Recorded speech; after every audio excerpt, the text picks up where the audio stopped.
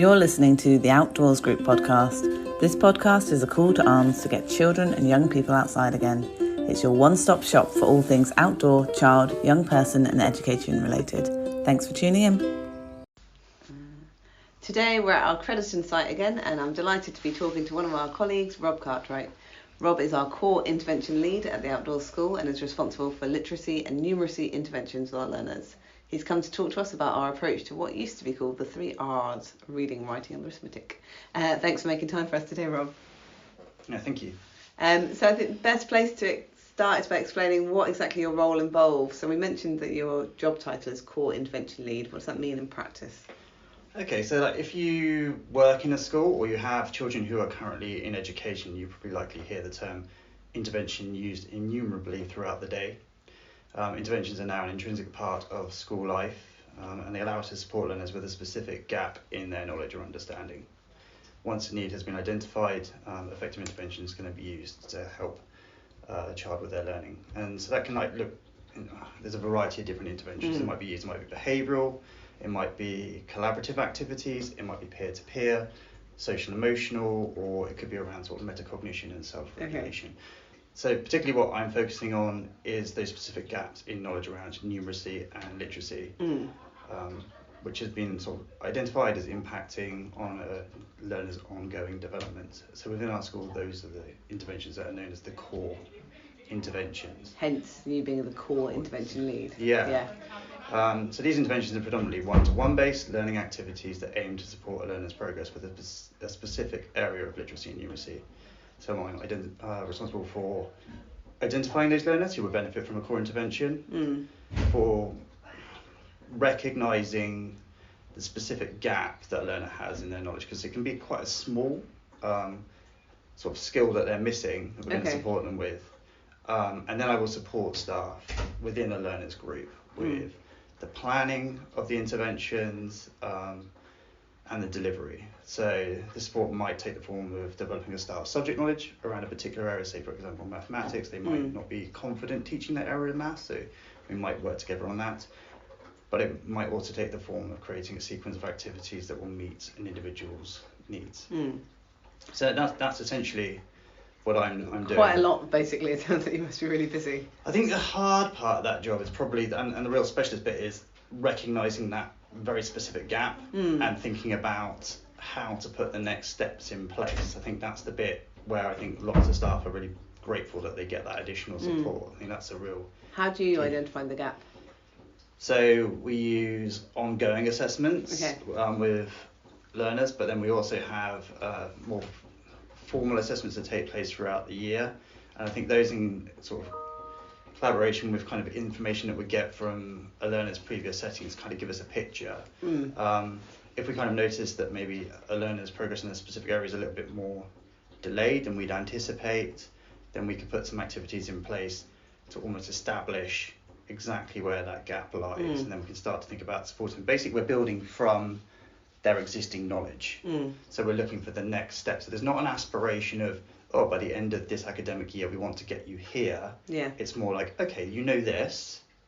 It's going to be useful for you to have this next piece of knowledge to build upon. And that's what we often think when we talk about, constructivism. That's what we're thinking about. We're joining those pieces of knowledge together. So it might be one very specific piece of the puzzle that they're missing, that they can't access through project-based learning.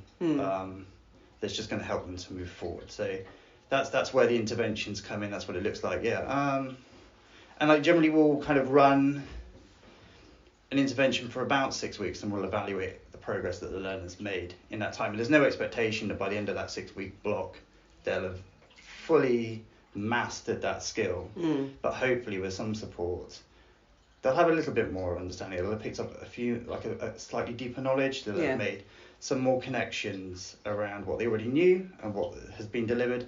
And then the chances are we would probably move away and look at something different just to keep it fresh. But we would probably put a little pin in where they got to and come back at a later date and then just reassess and think, okay, so that's good. You've kind of assimilated that knowledge and you've kind of put that together there. But this is probably now the next skill that you need to learn to move you forward. And that's just generally, I think, helping them to access their project-based learning. Because if they're missing some of these skills, it can really impact on their ability to access a lot of the activities that they would be doing. And for some learners, you know, if you have just maybe missed a bit of school, but you're pretty able in an area of learning, you might just be able to pick up that skill without that additional one-to-one support. But I think for some learners, they just need some extra help. A bit of one-to-one time, effectively. I think that's the real key component to this, having some time one-to-one with somebody. And that will just help them to move forward. Because I think as well, like if you already find something tricky or challenging, the last thing you want to be doing is really struggling and trying to... So having this really small, manageable chunk of learning to do that's then going to help you, the more general kind of like life skill is I think a really nice way of approaching it. So, and that seems to work quite well for our learners. Excellent. And I mean, you must have, like, because we've got over 60 learners now, so your job's really cut out trying to oversee all of these kids. Yeah, so we have to obviously make a decision about which learners will most benefit from this kind of support, and that will kind of be based on targets on their EHCP, kind of progress they're making with the support they're already receiving in the group. So if a learner is making great progress already with just the quality first teaching they're having within their group, they probably don't need to have this kind of extra support. It's just where we can recognise, oh, you're already having lots of good learning opportunities, but you're still kind of like finding this a little bit tricky. What can we do to help you to move your learning forward? So, although we have quite a few learners across the school now, it's a manageable amount of learners who go into intervention. It tends to be, like I say, either addressing those learners who kind of have gaps in their phonetic knowledge around reading and writing, or if they've got very specific gaps in their kind of understanding of early numeracy, because they're so foundational to everything else they're going to do. If they don't address those gaps, it's going to be really hard to access other areas of learning. That makes sense. I skipped on a bit, but I'm going to go backwards. So what's your background that's led you to this role? I know you come from a teaching background, and a long time ago you worked in our kindergarten. So can you tell me about your previous experience and how it's acted as kind of stepping stones to where you are now and what you've brought with you from your past? Yeah, it's interesting. I actually had quite a sort of very gradual introduction to teaching in some respects, because originally when I went to college and university, I was really interested in sort of graphic design and animation, and that's the kind of thing that I went to study. Like I was really into like kind of comic books and like storytelling through those kinds of medium. But then when I was doing that, I had an opportunity to go and basically run some art classes at like a local youth centre. And that was really rewarding. It was really, I think probably the kinds of learners who were going to that youth centre were not dissimilar to the kinds of learners that we have at our school here. You know, often they had unfortunately come out of school without the kind of like the key GCSEs they needed to like progress to college. So they were resitting like English and maths, but during this time it's kind of giving them something purposeful to do alongside doing that. And so it was really nice to actually sort of take in some, probably the kinds of activities that I could run as art activities were very different to things that I'd experienced before. And to just see, that sort of like that moment where they go, actually I am really interested in this, and this has kind of inspired me, and it's not something that I thought that maybe I'd ever be interested in doing, but actually I've had that kind of aha moment where I think, and that was really nice, and it kind of made me think maybe teaching is something that I would like to do at some point in the future. And that kind of just sat there, I think, for a couple of years, kind of sort of gestating as an idea.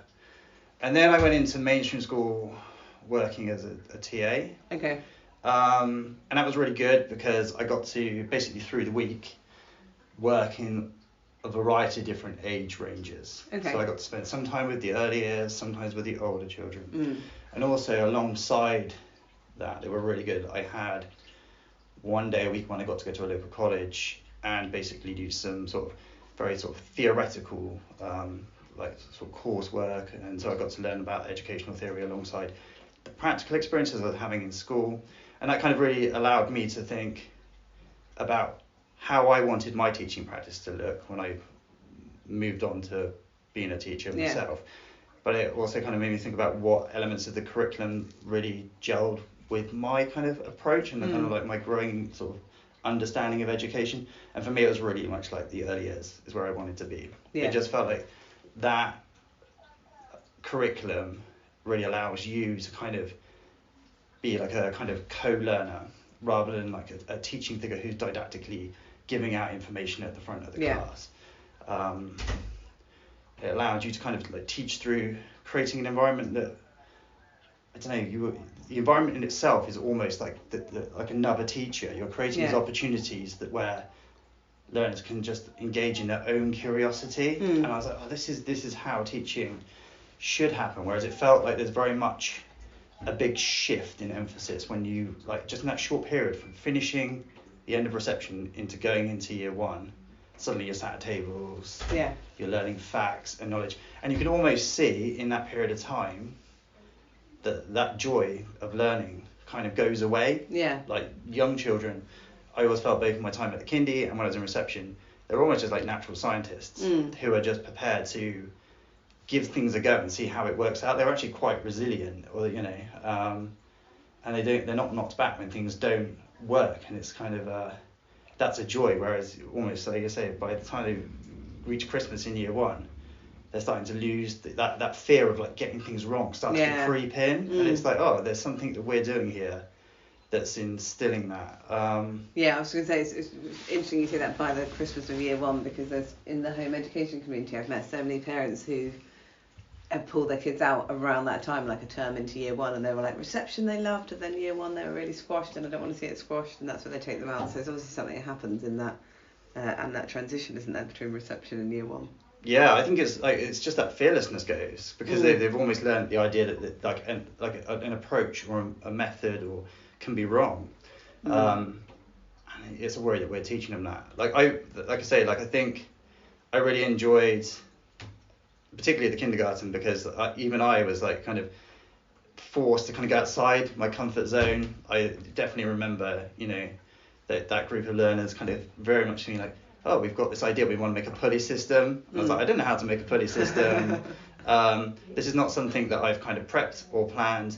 So we're going to be co-learners, and we're going to work out together how this works. And there's so many additional, we talk about learners becoming metacognitive. There were so many things that came out of that. We just kind of, we'll try it. If it doesn't work, that's fine. We don't have to get this working today or this week. We can go away, we can think about it, we can reevaluate, we can experiment. I really hope that the learners who we had at that setting, who've then gone into mainstream, haven't lost all of those good things that they got through that experience. I hope that the experiences in mainstream haven't made them afraid to give things a go, to try things, to experiment, to do things in an unconventional way, because I think it's that quality in conjunction with taught knowledge which allows us, I guess, as like a species, to make the next step. Does that make sense? It's the person who's brave enough to take the knowledge that's already there, to be like, I'm going to innovate, I'm going to take that in a different way.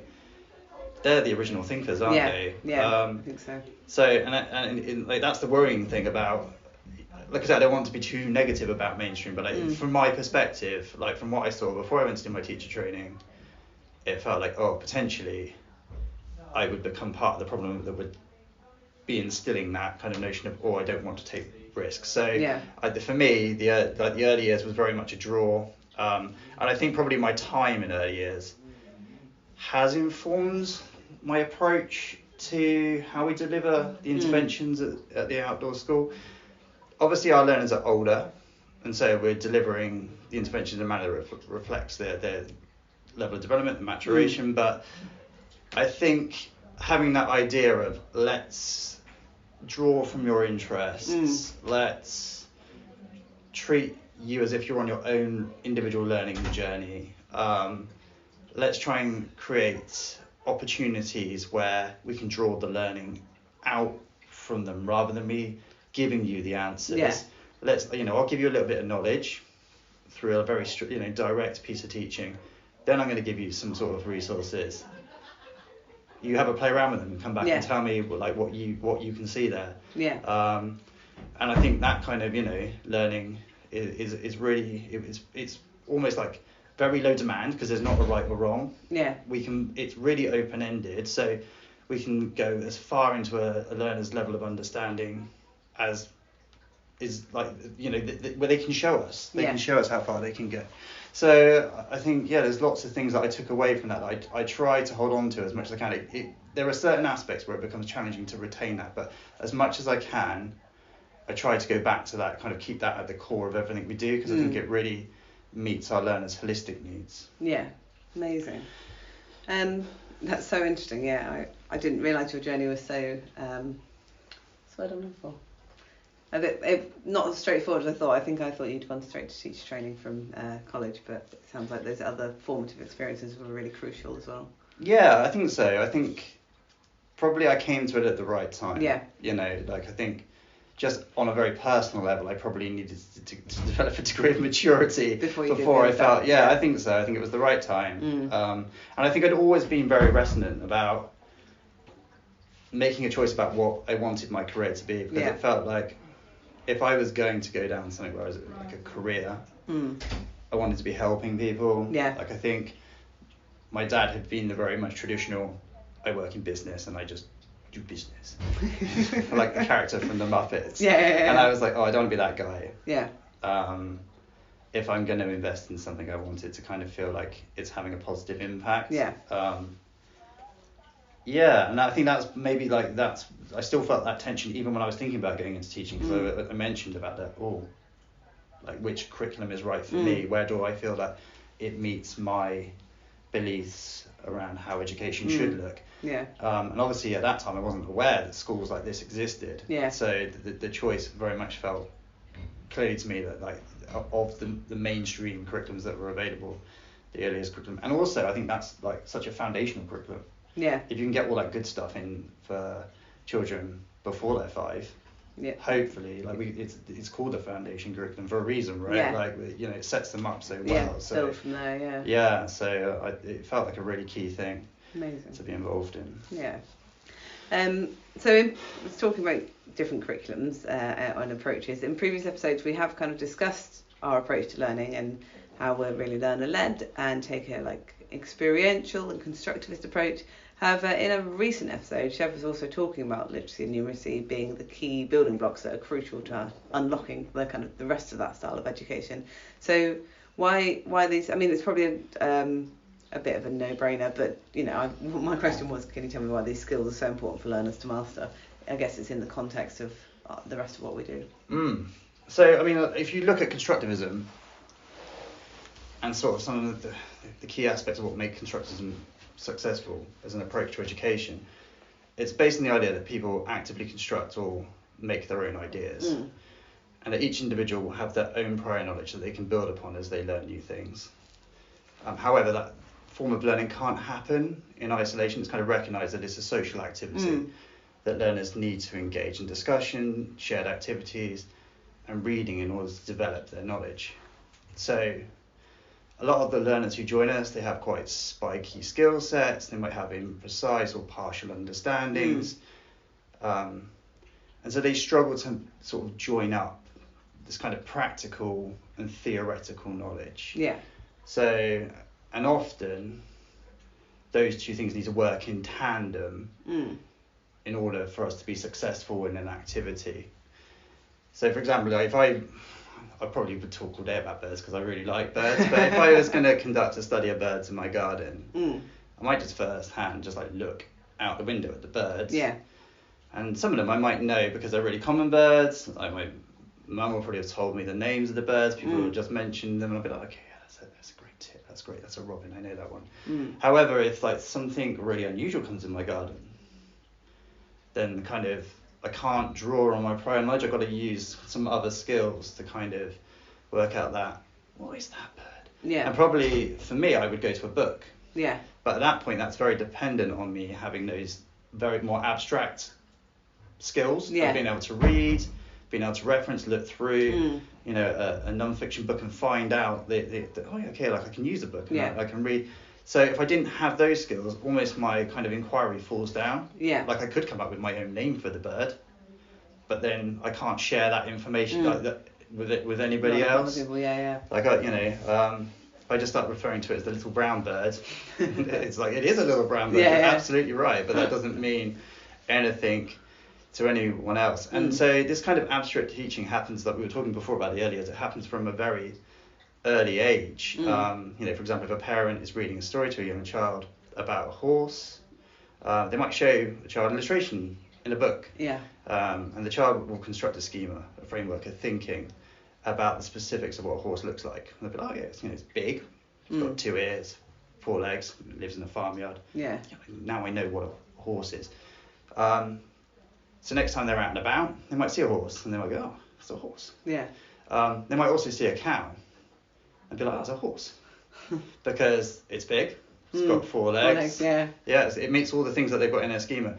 So what they might need is an adult to go, oh, you're right, it does look like a horse. However, we think of this as a cow. Yeah. These are the reason why. So these are pieces of taught knowledge. They have to be taught. Yeah.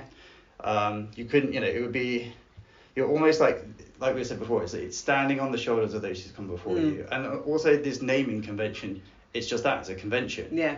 You could like call it the fluffery, uddery creature. You know, you're right, that you've described it really well. Yeah. But we all know it as a cow. So it's a really natural process, and so there are some skills that just have to be taught. Yeah. And so this is what we're doing really with the interventions. We're kind of trying to replicate that really natural process of having some time one-to-one with someone you have a good relationship with.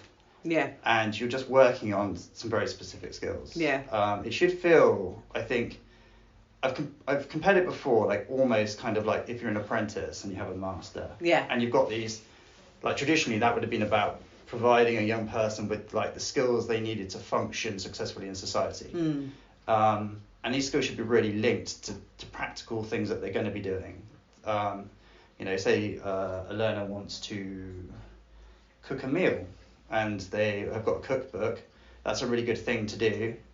If they can't read the recipe, if they don't know how to use the scales, if they don't know how to budget to go out and buy the things, sure, they can probably do a rough approximation of the meal. Whether the meal will be delicious, I don't know. That's a different question, yeah, and they could try and get there by experimentation, but it would be a long and really costly, quite demoralizing process. Yeah. So, like I said before, like some learners, they might just be able to almost like learn on the job. Yeah. It's like just through reading recipes, they're almost like learning some of the key skills to read.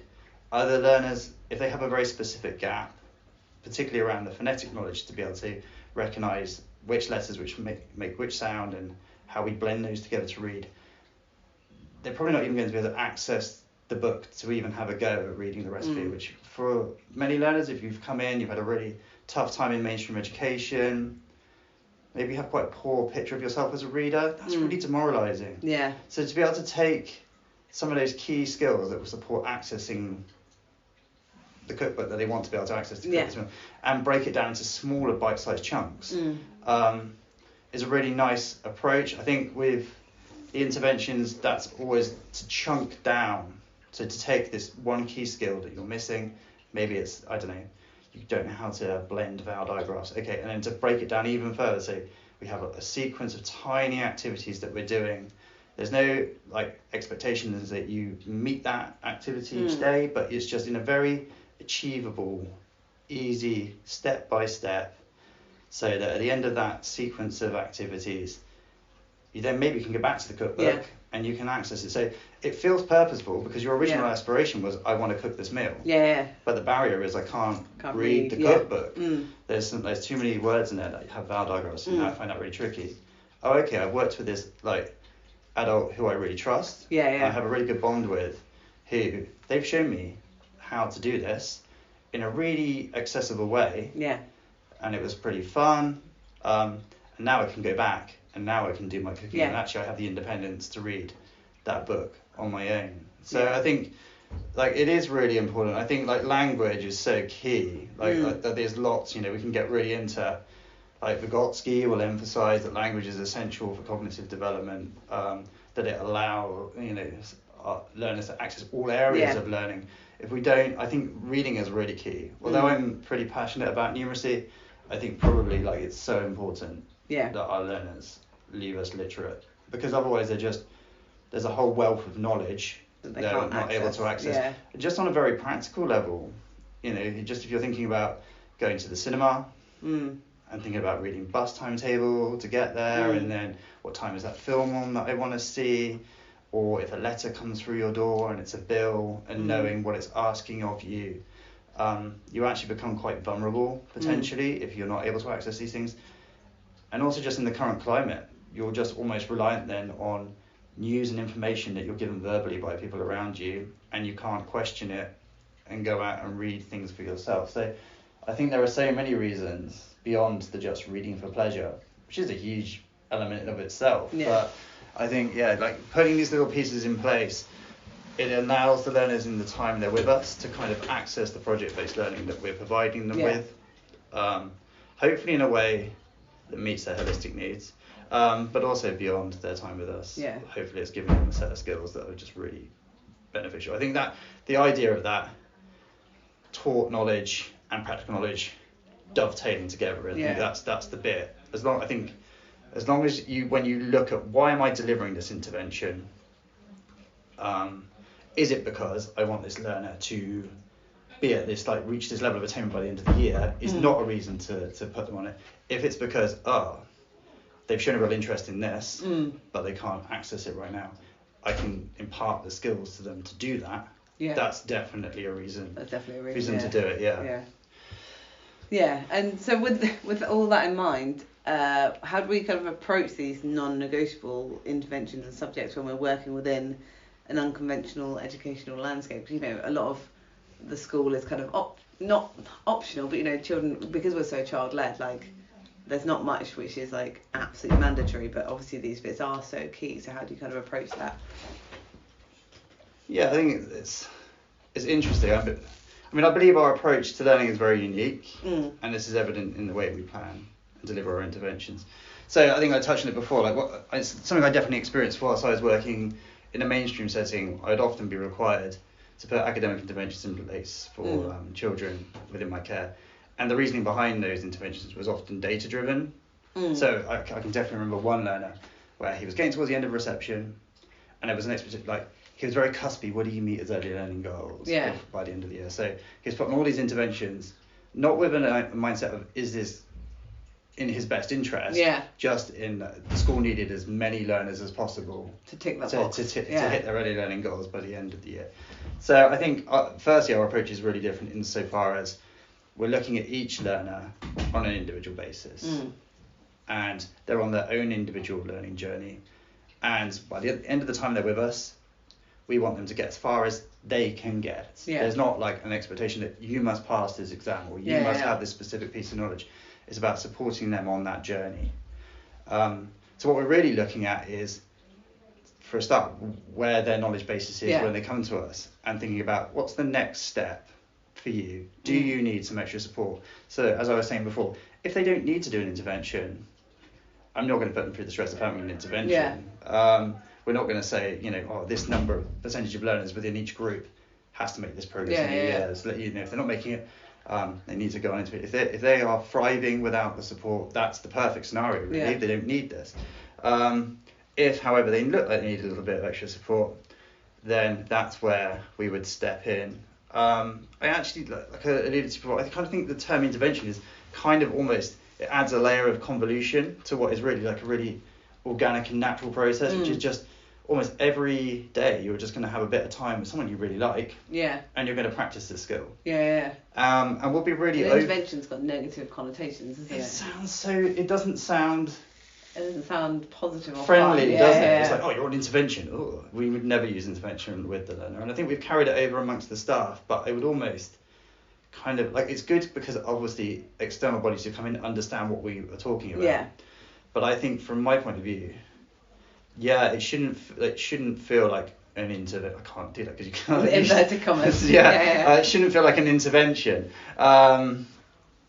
It's much more, and I think what we really like to do with our learners is, for a start, build from where, like I said, say with the cookbook, that's coming from their own motivation, isn't it? Like, I really want to read this, or I really want to find out about birds, or this fungus, whatever it is. Oh, okay, cool. Those are really interesting things. What is it that you're finding tricky about that? How can I help you to do that? I could read the book to you. However, wouldn't it be really empowering if you didn't need me to read the book? Yeah. Like, would you like to do some work in and around practicing to read those words? Yeah.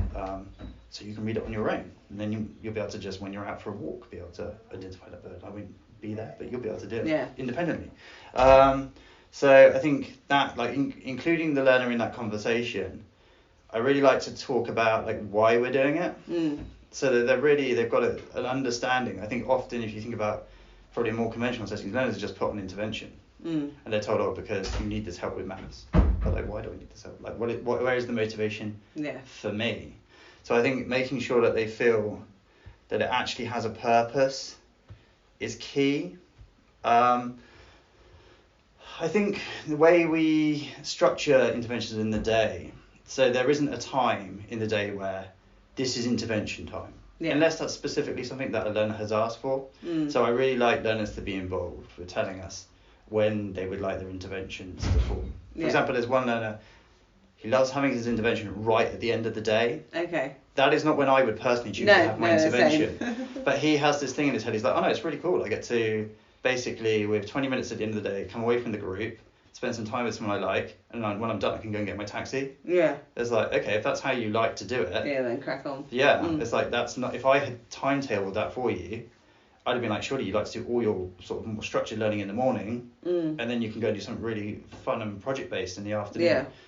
But, like, if I had done that, he was like, I would never have come in the morning. Yeah. So it's having those conversations, you know, and it shows a degree of awareness and metacognition. If a learner can say to you, oh, do you know what, don't give me interventions on a Monday. Yeah. I'm always really tired, I play football on a Sunday, really burn myself out Sunday evening. I come in and have to do maths on a Monday, I'm going to kick off. Yeah. It's like, oh, great, that is really good knowledge. Yeah, really good self-awareness. Yeah, such good self-awareness. I think that's another thing, you know, so we're kind of really linking these, like, very specific skills to things that are purposeful to the learners. We're discussing the best times to do it. We're really explaining why we're doing it, the relationships they build with their staff. So I don't deliver interventions myself anymore because there's one of me. There's loads of learners on intervention around. I don't have the opportunity to build those relationships. So one of the things I think that's really important, it should almost feel almost quite parental or older sibling kind of dynamic. It should be the one person who you really trust the most in the school who's doing your intervention, ideally. Obviously, sometimes if they all decide they particularly like one member of staff, that's just not possible to facilitate. But you should, I think, really having quite a chunk of time before we even start any kind of, like, learning taking place in terms of towards that specific target, just having some time building that relationship together. So you really reach a point where you're like, this person I completely trust. Yeah. If they ask me to do something that I find a little bit uncomfortable or challenging, I feel really confident to tell them. Or I don't feel that they will judge me if I can't do it. You know, I'm prepared to go into that tricky place because I know that this person understands me.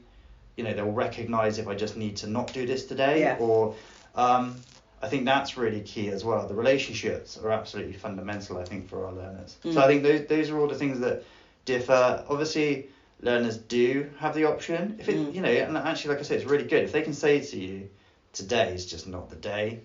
Like, I had a really awful trip in. I had an argument with my brother this morning. It's not going to work for me. Those are valid reasons. If it becomes, like, more of an ongoing thing, I think it's for us to then have a discussion about that and say, okay, this isn't working for you. Yeah, what is it that's not working? What can we change? Because what we're not looking for at that point is the learner to change.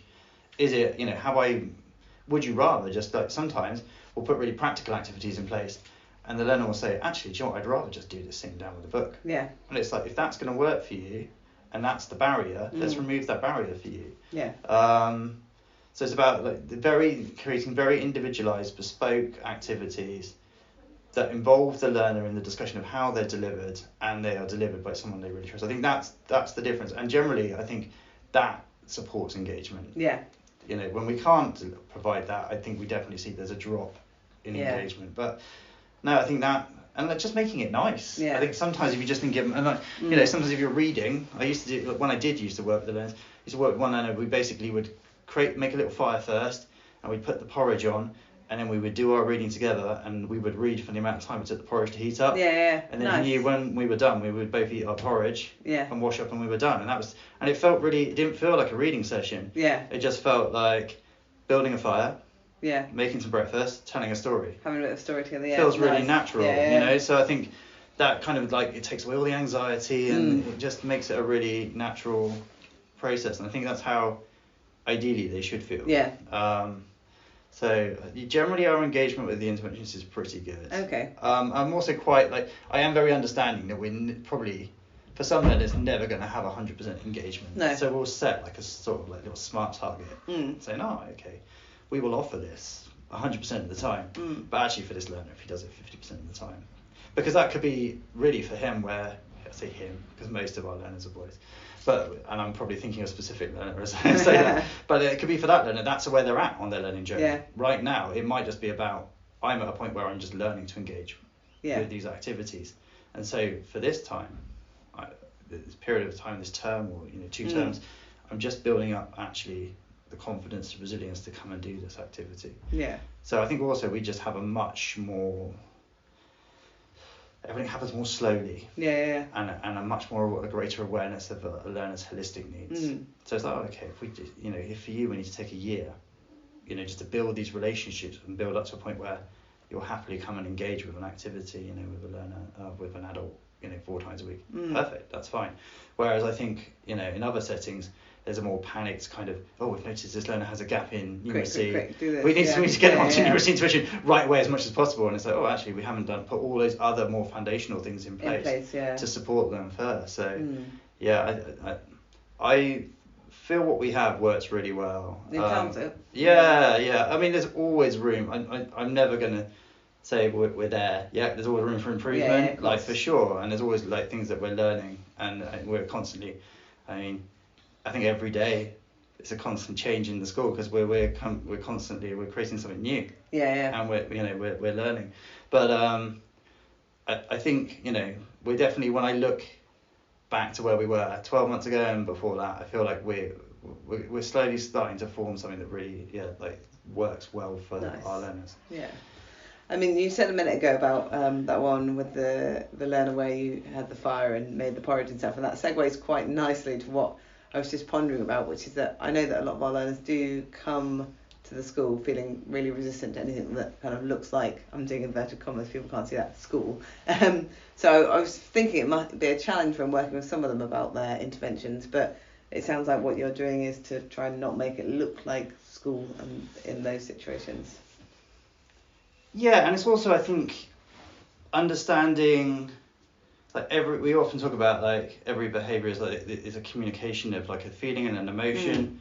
So if you're suggesting maybe like reading a book and the learner is really reluctant, it's like not going, trying to kind of just read the book. Come on, got to read. It's then going, okay, let's think about why you're like, talk to me like over time. And this is where about that really good relationship is important, because potentially I don't see that learner enough for them to share. But the key person they work with every day, it's likely that learner will open up to them and say, it could be as simple as, I just don't like this genre of book. Great. Like, I love those conversations. I actually quite love it when a learner says to me, oh, I hate this book. I'm like, cool, you hate that book. Tell me what books you like. Oh, okay, you like this, you like that. Absolutely. Like, we don't say to our learners, oh, this term we're all, we're going to look at Shakespeare. It's like, oh, if you want to read, I don't know, manga, and that's what you like, cool, let's go to the library. Let's get some different manga books out, and we'll read them, and we can do our projects around that. Whatever it is, that there's no right or wrong. Like, at the end of the day, I think it's really good that our learners are developing their own sort of interests and tastes around reading. But kind of looping back around to what you were originally asking, I've lost the chain. I've got just so distracted by thinking about that. The original question was... It was mostly about like the learners that come to us feeling really resistant that look like school. So I think it's unpicking like what that barrier is for them. Like, is it, so for some, for example, they can be really reluctant to engage because they feel quite a stigma around, I'm working at phonics level. And everybody else in my group isn't so. It's like, okay, if that's a problem, let's, maybe you'll do your like intervention activity somewhere else, and the other guys in your group don't need to know that that's what you're doing then. As far as that's just something that you go and do, and and actually probably a lot of the time the other learners don't care. Yeah. But like it's something that we create in our heads, isn't it? Yeah. It's like, yeah. oh, they know that I'm going. Well, we do it as adults, don't we? Yeah. Like, oh gosh, I'm only this, whatever. Yeah. I would do it for sure. I would, get all anxious, and you're like, oh, actually, everyone else is so busy doing their own thing. No one really cares. They didn't notice. But so like I think sometimes it's working out what that barrier is, and often the barrier isn't all about I don't want to do learning. It's something else. Yeah. And I think if we can support the learners with that, like for example with the lad who had the porridge, he often was just very hungry. Yeah. So it's almost like, oh cool, like my basic needs have been met here. Now I'm ready to read. Now I'm ready to read. Yeah. Like, this is great. Like I'm getting top drawer porridge made like with like the best milk. I feel like I'm really being spoiled. So of course I would come and read. Sounds like bribery now. That isn't how I meant it. No, you mean. But like so I think that those things, I think it's. And also I think because we're really, so many of our learners are so used to like failing and being overextended. So actually, yet again, like it's like going, okay, this is what you know. Let's build from that place of knowledge. Like I would almost prefer if a learner's really reluctant to say, let's go back a step. Let's have them do activities on where they feel really secure. Say for example, they were working towards their target was like, I'm going to use the 4 times table. But you know what, they're really reluctant. Cool, let's for this half term, let's look at 2 times table initially. Yeah. And they're really thriving, and they're going, oh, this is too easy. Like often you'll hear that at a certain point, oh, this is too easy. It's like, okay, cool. Like you find out, like, let me show you an interesting thing. Yeah. Like we can do multiplication in any way. So if you know 2 times 4, we also know like 4 times 2. Oh, should we have a go at the 4 times table? Yeah. And sort of like, just like they're ready. They're telling you they're ready. And doing it really playful ways, and just I think putting it in. I think yet again as well, it goes back to if you can link it to something that actually feels like it has a real world purpose. Yeah. That's a big question that will come, I think, from reluctant learners. Oh, why am I learning this? Yeah. Okay, well, let's talk about that, because you've asked a really valid question.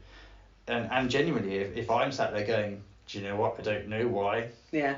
Then we probably don't need to learn. Yeah, well, this is it. My daughter's doing. I think I actually said this in a different podcast episode. But my daughter's doing GCSE maths, and she came struggling with her homework, and it was something called surds, which I'd never even heard of, and I was like the square root of something, or the timesing the square root of something. I still can't remember what it was, but I remember thinking I can't think of any real world application for this, but she's got to do it to pass the GCSE, and I was like, it's a bit stupid. But, I mean, I think I said this in the other episode, that maybe there is a real life application for surds. Yeah, and it's interesting because like some of our learners obviously will, and this is where like we can treat our learners as having really individual journeys, because some of our learners are like very good at maths, and actually it's really fun then to really challenge them. I think one boy was looking at some algebra where the most fun real world use I could find is they use it to develop roller coasters. Oh, cool! That is fun. Yeah. So like they basically work out. So it's like, let's design this roller coaster that could never be built because it would just be logistically impractical, heinously dangerous. But like in terms of numbers, we can theoretically create this. And he was like, he would happily get this, as you would almost see in like a film, the big whiteboard out, and he would do these big equations. And for him, that completely met his needs. But we're never going to say to all our learners, oh, look at what this guy's doing.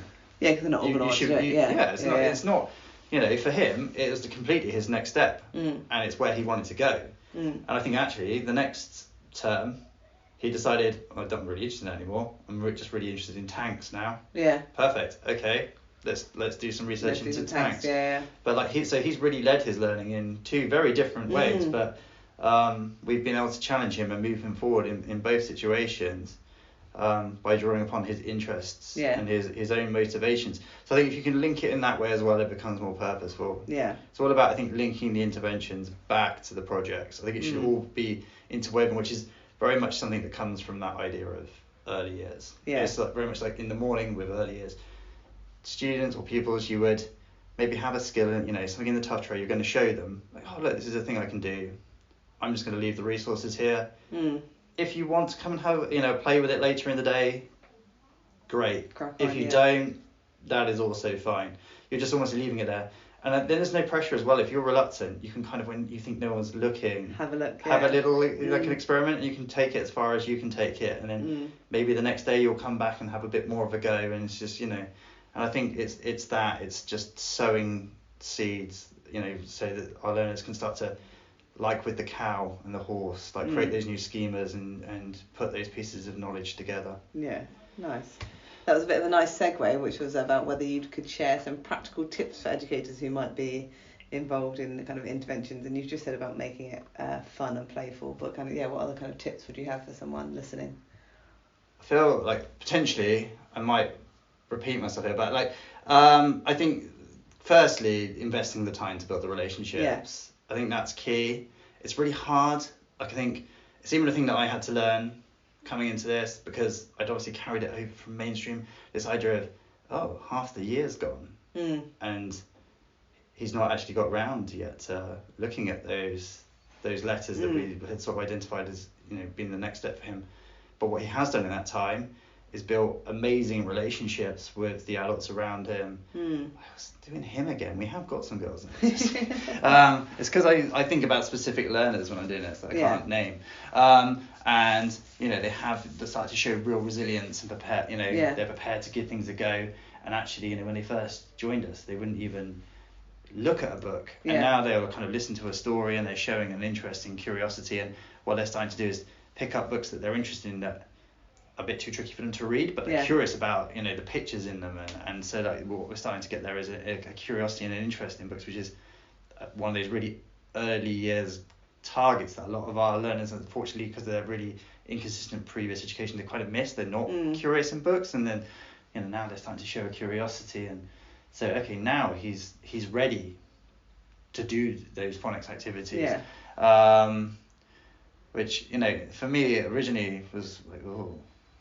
Like I said, I didn't realise I'd carried it over, that idea of a lot of the year is gone and the data won't show any progress. But actually, when we talk about that learner, they've made loads of progress. And what it is time well invested. So I think if you're able to really take the time to build those relationships, I think that's really important. I think thinking about why you're delivering an intervention is really important.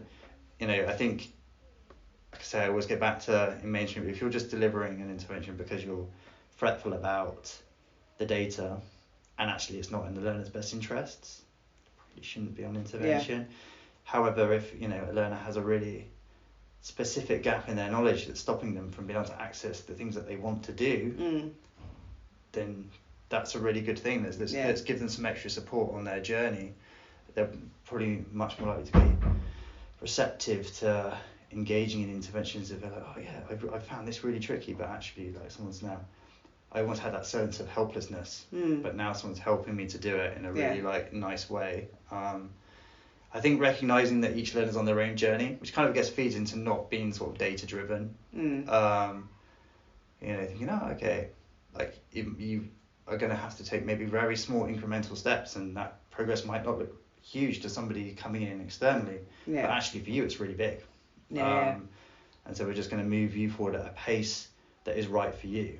We're not going to say you've got 6 weeks, you've got to learn 6 sounds, and if you don't know them all by the end of that 6 weeks, it's an absolute disaster. Does that make sense? Like, if by the end of that 6 weeks, oh great, you're starting to be able to blend 2 of those, or even 1 of those, fabulous, you couldn't do it before, and now you're able to do something that you couldn't do before, and that's a step in the right direction for you, on your journey. So I think linking it to the real world applications so it feels purposeful, which is a thing you can sort of have in your mind when you're thinking, is this intervention going to benefit this learner? Is it something that actually is useful to them immediately, but also in the long term? I think that's really important. And if it's not, why are you doing it? Chunking things down, I think, is really key. If you can take a skill, it's like that thing I was saying right back at the beginning about really identifying that bit. What is that bit that learner's missing? That really specific bit. And then again break it down even smaller. So it's like little bite-sized pieces, because that makes it really achievable. Like, I think every time, really, if you've got it right, you pitched it just right, every time a learner comes and does an intervention session, they'll have succeeded. They'll go away and feel like, oh, I did that. Yeah. It's actually like pretty easy. And the next day it's just a little bit harder. Oh, I did that. I succeeded. Like, you're not like asking too much. And I think for a lot of us, like I say, who has such an experience of struggling, finding things too hard, it's really empowering for them to come in and go, oh, I did that. Feel really good about myself. Yeah. I'll come back tomorrow and do that. And like, I've not asked. And if you do notice something's too hard, you can always ease back on the demand. Be like, oh, actually, we've gone too fast. Yeah. That's fine. Let's just like go back to that prior skill. You'll really thrive. Might be that actually we have to kind of put a pause on that, do something different, and we'll come back. When you've joined up some other bits of knowledge, we'll come back to that next step, maybe in 6 months' time. And that's where it's just like thinking this is a very slow, incremental process.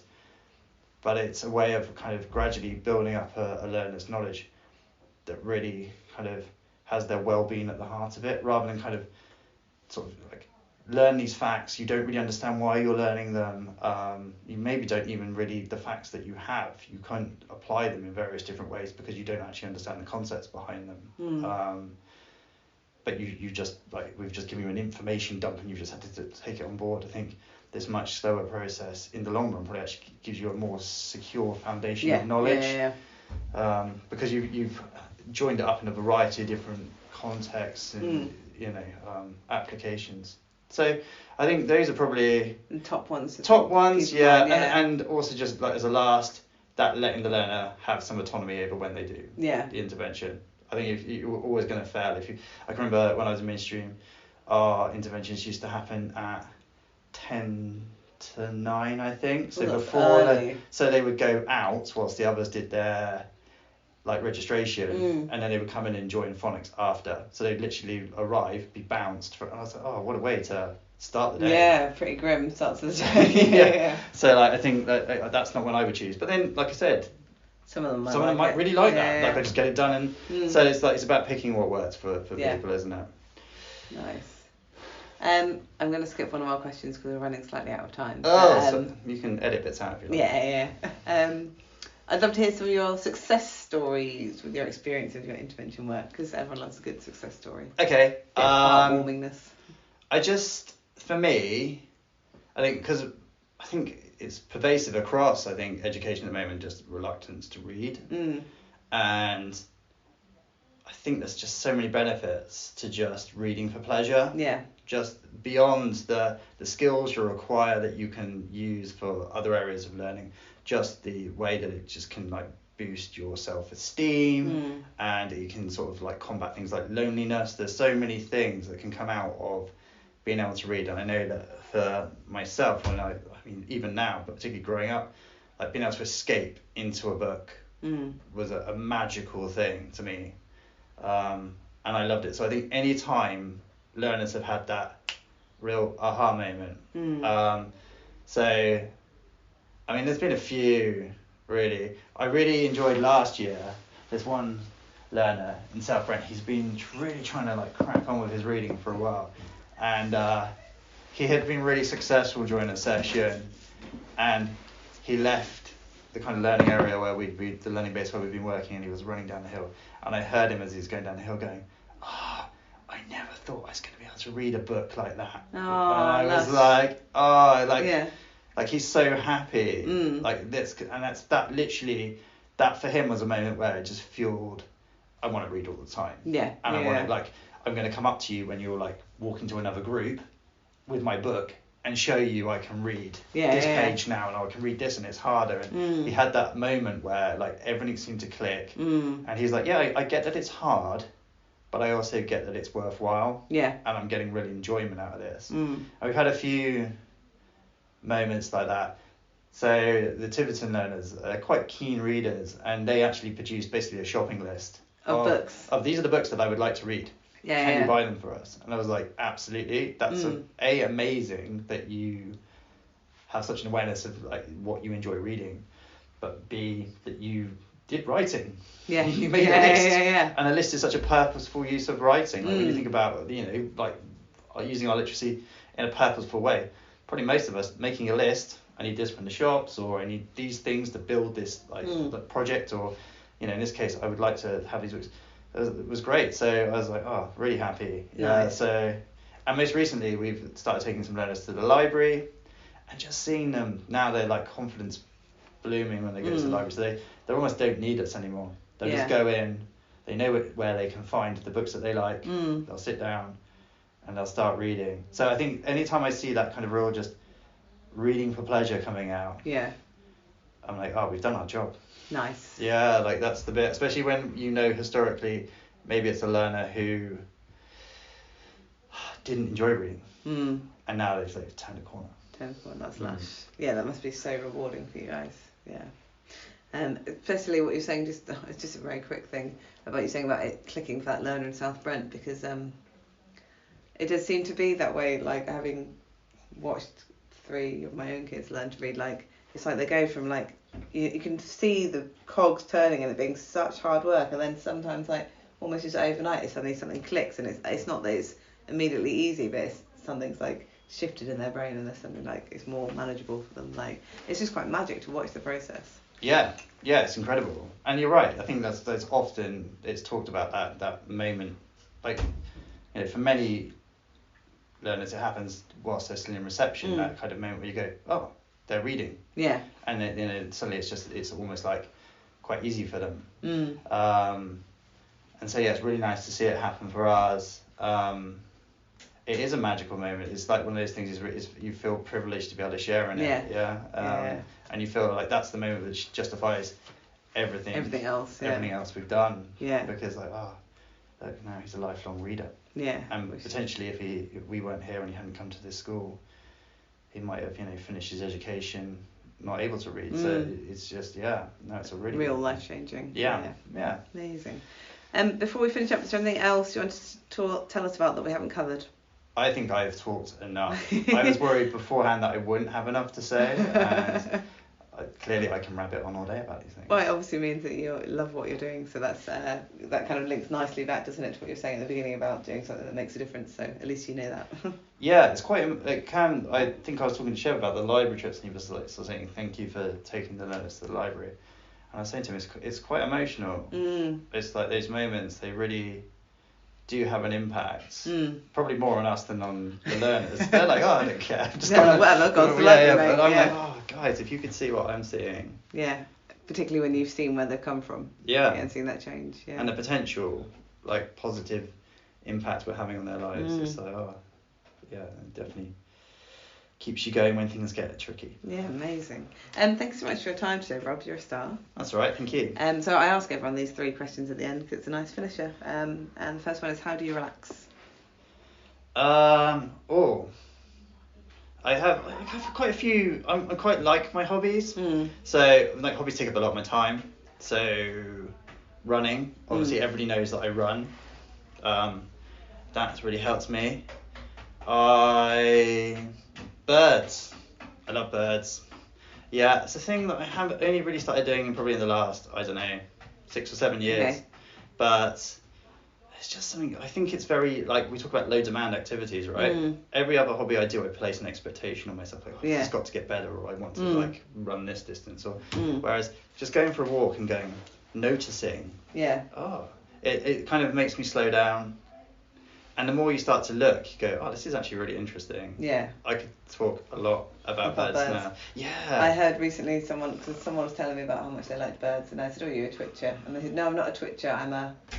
Bird, the other word? I don't know. Yeah, so, and apparently there's a distinction, and I offended her by calling her a twitcher. Twitchers have a real negative connotation. So if you're a twitcher, you're someone who, basically, if you hear, like, I don't know, some rare warbler from America has been blown over on the wind and it's like down in Cornwall, you'll race down to see it. Okay. Whereas if you're a birder, you're much more like, oh, I'll go for a walk around Budley, and if I see something, then... Yeah. So I have been accused of being a twitcher before, because like if you hear something exciting in Devon, right, you might go and have a look. Might go and see it. Yeah, I wouldn't go as far as travelling all over the country. I mean, like, I read about obviously there's certain places where you're going to get better murmurations of starlings, and I was reading somewhere about how many people had gone down, and I was kind of like, to be honest, I think watching the murmurations are insane. So if it was like not too like mad a journey, I'd drive like 40 minutes to go and watch the starlings murmur. I think there's a reasonable amount of travel, isn't there? So yeah, we get some pretty interesting birds around here. We're quite lucky. So I think that's part of the thing that probably also fueled my curiosity, because I did a lot of like my running along the estuary. So then and you saw can't help but running, have a look, and you get like sort of think, oh, that's interesting. I'd like to find out more. That's piqued my curiosity. Yeah, I'm gonna like try and learn a bit more. And I think probably a lot of people, lockdown probably helped to fuel that as well. I had a bit more time. Yeah. Just to like look, you know, and everything was quieter. There were more, I feel like more birds around. Yeah. So I was like, oh, like that. Yeah. So that's one of your relaxations. Yeah, one of my relaxations. I also, everyone who knows me in the school know, I run a lot of tabletop role-playing games for the guys in the school now. Nice. It's a thing that probably... Warhammer or Dungeons and Dragons? Both. Okay. So like, I'd really, the more the role-playing stuff, predominantly like the sort of like, Dungeons and Dragons type stuff. And I think it just comes out of my, I think I was saying before, I liked, when I originally went to college and university, it was all about like kind of like telling a story, whether it's like through comic books or like animation. And it's basically an excuse to tell a story and make people be characters in my story. Nice. Does that make sense? Yeah, no, that's cool. I really quite so. Yeah, I've had a few. I'm gradually drawing more people into the like into the fold. Adrian is very resistant. He's like, "Oh, you're turning the whole school into a bunch of nerds." I'm like, "No, Adrian, you need to come and have a go." There's a renaissance, I think, of all those games. So we've got a local gaming shop, and they have D&D night, Warhammer, and Magic the Gathering, and they are heaving every time you drive past on one of those nights, just absolutely full to the rafters. So it's just nice, I think, to get a few friends together, hang out. It's like, it almost has its like real roots in like we were talking about, like telling that story around the like campfire, right? Like we just hang out, have some food, tell some stories, have a nice time. So I think I quite like it. It's just, and not be too beholden to the rules, and just just an excuse to just tell a story. I quite like it. So those are the main things I would guess I'm doing. I'm either birding, running, or gaming, or telling silly stories about fantasy characters. Love it. And what are you reading or listening to right now? I read quite a lot, and probably like, as we've alluded to, I'm a bit of a nerd. So I can make a whole list of things I'm reading at the moment. Who's your top recommendation? Top recommendation? Do you know, I've been reading a lot of like Mike Mignola's Hellboy series. Okay. I think he's a really interesting Mignola. I really like him, and actually, like, weirdly, it kind of feeds into what we were talking about today, because I was like watching an interview with him, and he was apparently a super reluctant reader when he was a kid. Oh, okay. And he had a school teacher, and she basically said to him, like, "Oh, I see that you never read. What do you like?" And he was like, "I like monsters." And I feel like a lot of people would have shut that down. Be like, "Oh, no, we're not going to read about monsters." Yeah. Whereas she was like, "Oh, that's cool. I can show you a bunch of like classic books that have really interesting monsters in." Yeah. And he basically decided at the age of about 7, right, my goal in life is this is what I'm going to do. I'm going to tell stories about monsters. And he just started going to all the like local kind of secondhand bookshops. He's such a book nerd. I've seen pictures of his home where it's just like shelves and shelves of all these kind of classic horror. Like if you can name it, if there's like a kind of like a Polish like horror story that was like written in like the 1400s, he'll have it. If there's a like, you know, a story from Jamaica about some sort of like old mythical creature, he'll have it. And he feeds that all into his stories, and I think it's such an inspiring story he follows, because he wasn't particularly successful when he first went into kind of drawing comics. Yeah. But he's really stuck with this idea that it wasn't a thing. Like comic books are supposed to be about superheroes. He was terrible at drawing superheroes. So but he knew that he wanted to draw monsters, and he wanted to draw a monster that had fights with other monsters. Yeah. That's all that interested him. And the right people supported him on that journey. Yeah. And now, like, he's seen as this massive kind of very unique kind of character in the whole like comic book industry, insofar as he's created a universe that rivals DC and Marvel. There's no one who's come out on their own in the like the modern era that's created that individually. And I was like, oh, it's so cool that like effectively his teacher went, you can just do monster stories, and that's so to see, doesn't it, what the power of teaching a teacher can be in someone's life. So I thought that was a really interesting Yeah, interesting. But like, if I'm going to pick an actual book, I'm going to quickly say everyone should read Tad Williams' books because no one's heard of Tad Williams. No, I've not heard of him. So he's a fantasy writer. I really love his books. Okay. The Dragonbone Chair. Everyone seems to have missed it. I'm amazed they're not films. Yeah, George R. R. Martin basically openly admits he ripped off a lot of Tad Williams. Tad Williams doesn't have the grim dark element. It's much more kind of like PG friendly. Okay. But like it's just an incredible. So teens could read them? Yeah. Okay, great. Yeah, absolutely. It's like really great. I'm actually writing it down in case I forget Tad Williams. Yeah. I think he was one of the first probably like fantasy authors to go, I'm going to draw aspects from different cultures. Yeah. So it's like, unlike Tolkien, it's not going to be predominantly driven by European kind of culture. Yeah. I'm going to bring aspects of like Inuit and Native American ideas and interweave that. And it just makes it a much richer world, I feel. Okay. Yeah, but I always feel sad that he's somehow been overlooked. Yeah. He should be up there with all the big names. Yeah, but like the Brandon Sandersons and all of those, he should be there with them. And for some reason, even though you'd have thought because George R. R. Martin, right, such a big name with like Game of Thrones, everybody knows that name. He's name dropped Tad Williams a bunch of times. But if you say to anyone, "Have you read any Tad Williams?" they'll be like, "No." They'll be like, "Oh, you've got to read these books." Well, hopefully a few more people will now. Maybe. You never know. I'm gonna buy one to check it out. Always looking for books for my teens, so. They're definitely teen friendly. Yeah. Yeah, there's nothing in there. It's very much like, and actually I think for teens, like the Dragonbone Chair is very much the classic story of like a young boy going from being kind of, I think he's an orphan to becoming the king. Oh, cool. And like so. Dragonbone Chair. Yeah. Okay, which like I say, that definitely had a big influence on George R. R. Martin, the Dragonbone Chair. Amazing. All right, we'll check it out.